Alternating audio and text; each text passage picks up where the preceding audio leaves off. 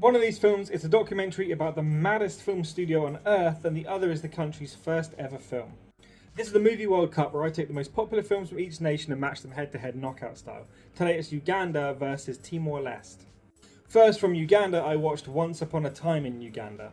This is a documentary about the Wakaliwood film series. I know they have their cult following, but I've sat through Who Killed Captain Alex and all the other Wakaliwood films, and they just don't land for me. The thing is, I actually found this documentary more entertaining than the movies they're about.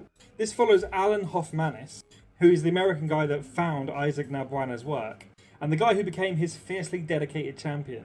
Watching him try to sell these super low budget Ugandan action films to bewildered Western festivals was hilarious, far more fascinating than the actual films themselves. The middle does drag a touch and it stays feel good rather than digging too deep, but it's a genuinely fun, human portrait of dreamers. Now from Timor-Leste, I watched Beatrice's War. This is the country's first ever feature film and also the most popular.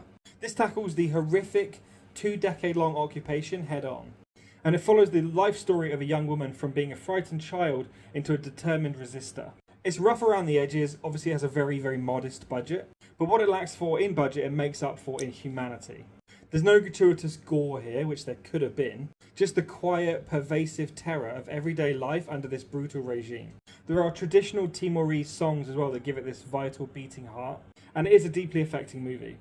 So that being said, this one was close. I gave Once Upon a Time in Uganda 3 stars, and I gave Beatrice's War 3.5, so Timor-Leste advances. If you want to check out many more reviews and articles like this, I post them every day right here.